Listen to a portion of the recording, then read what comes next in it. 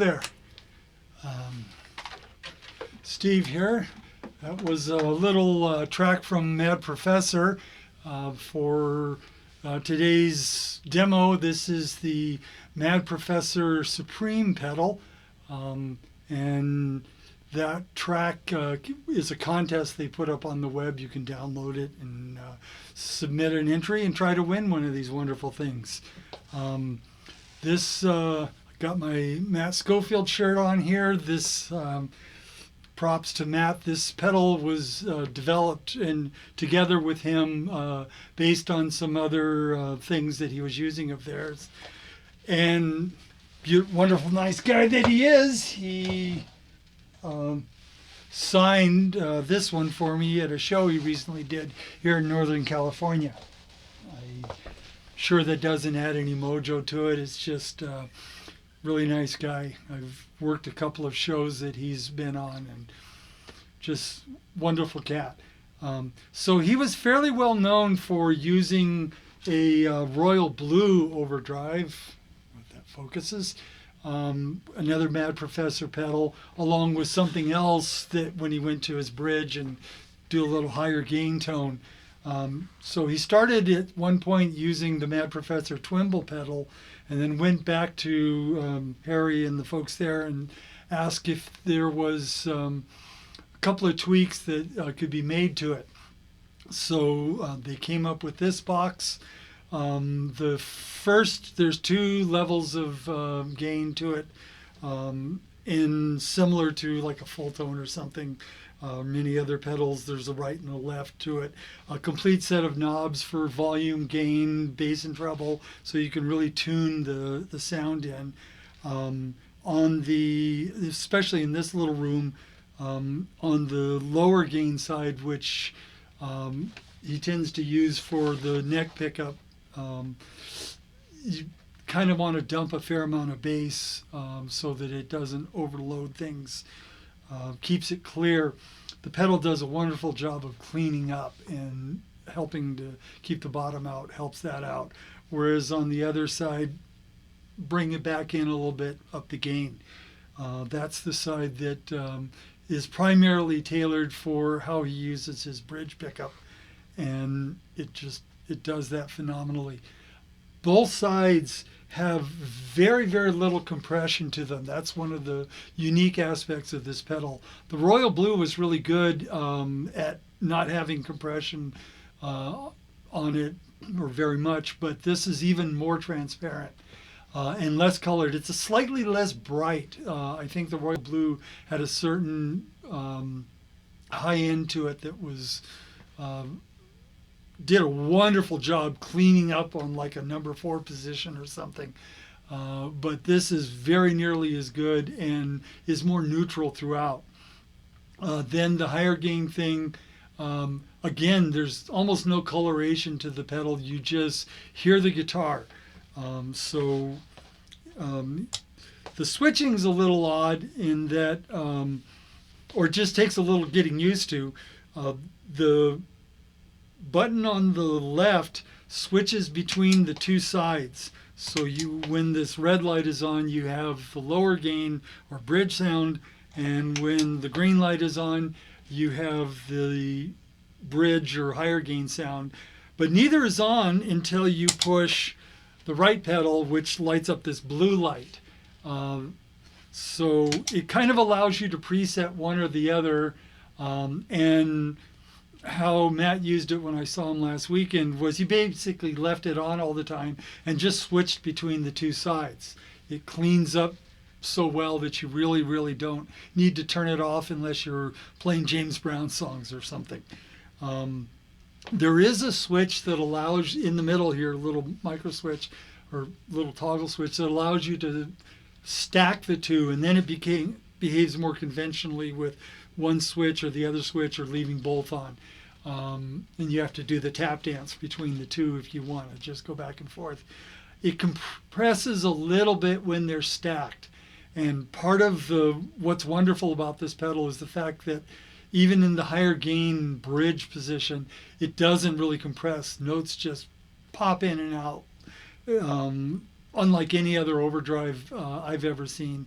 I used to have a Klon. I had serial number 84, which was a silver horsey, and it was great compared to anything else of the day because there was very little compression in it. But this thing is on another level of responsiveness altogether. So I'm turn it off here. I'm playing through a 68 Deluxe Reverb that's been black-faced and actually has Allen transformers in it because the old ones blew up. And it basically sounds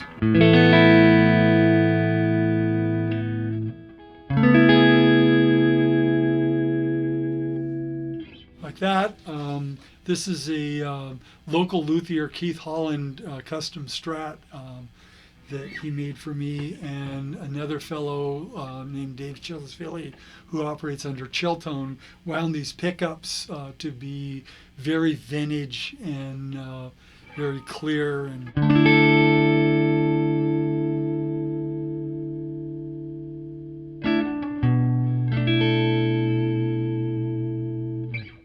so it's just like a very good vintage Strat. So with the pedal on the lower gain side, you basically you can still hear each of the pickups.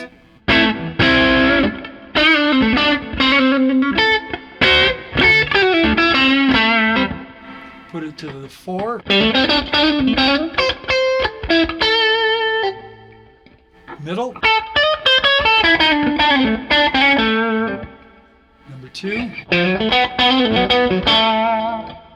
This is one that Matt uses for this one song with his.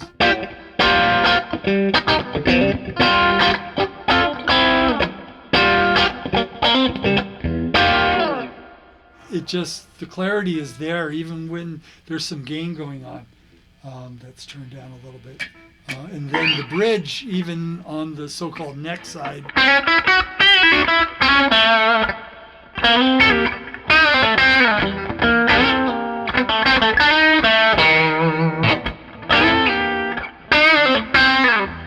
So you can get some great tones from there.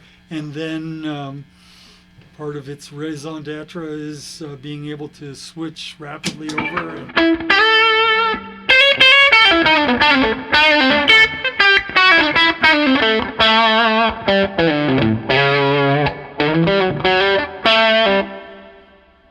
And you notice the notes still have dynamics and punch. You can, however you attack the note, it'll jump out on you.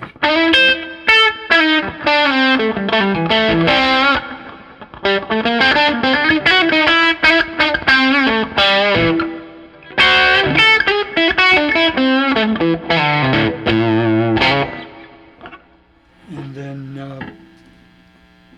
the really expressive. I loaned this to a friend of mine here at a show he did recently, and he just said he could play more emotionally because the notes just really jumped out on it.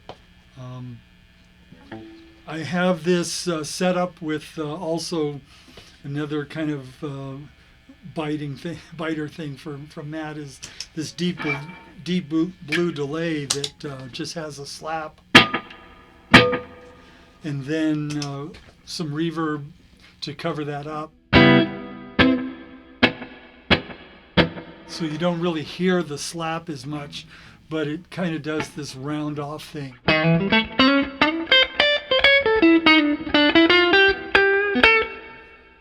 I also have the Supro tremolo, which actually when he was signing my pedal, Matt was asking about this because of the bias tremolo kind of thing that he likes, and this thing has a nice chewy sound for that kind of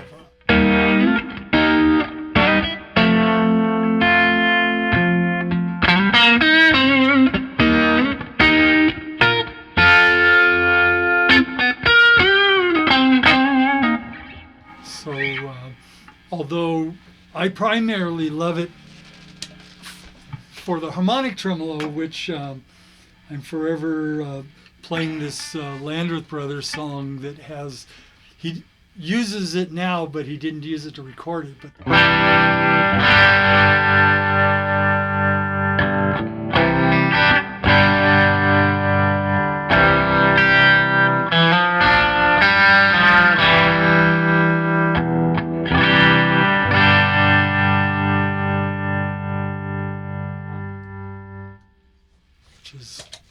wonderful sound in and of itself. This pedal also works really well. We'll switch things here.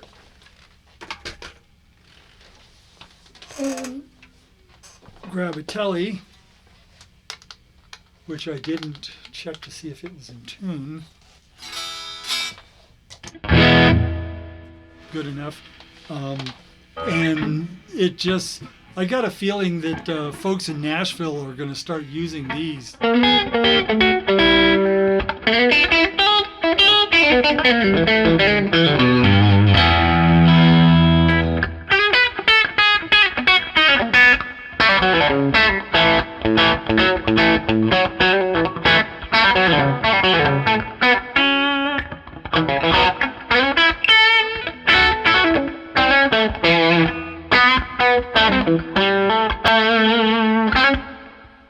It just maintains the sting. Tele's got a little more gain than that vintage Strat. This is a Tex-Mex bridge pickup, American Standard. So it's still...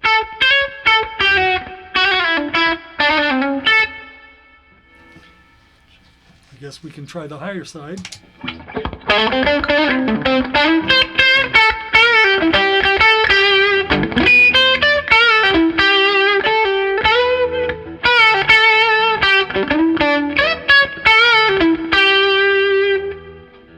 Can even do some of that stuff with it.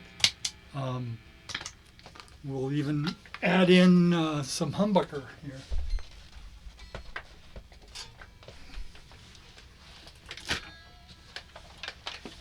Have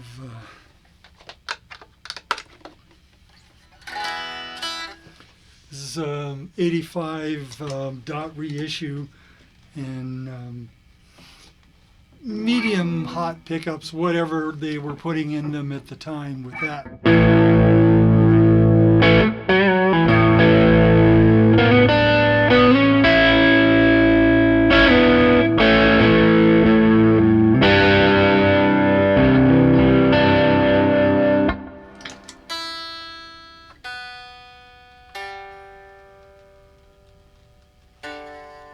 Part of preparedness would be tuning the guitars. That's with the neck.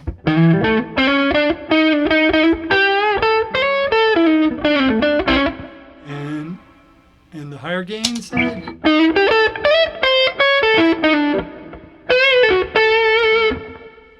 That almost starts to have this kind of woman sound.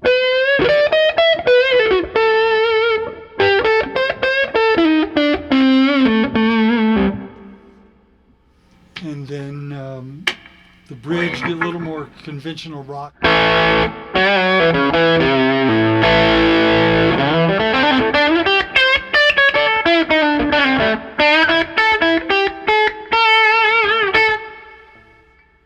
Again, there's just like still a lot of touch and the ability to make notes jump in and out of the phrase.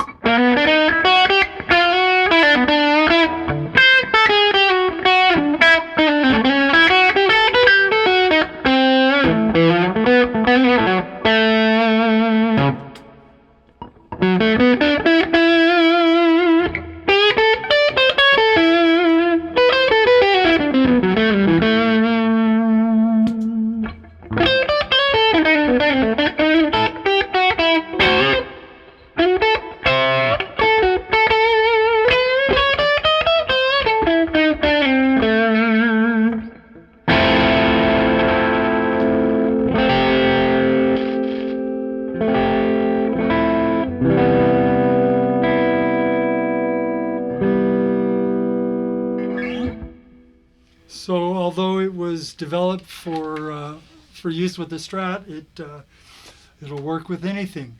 So there you have it, Mad Professor Supreme Overdrive. It lives up to the name.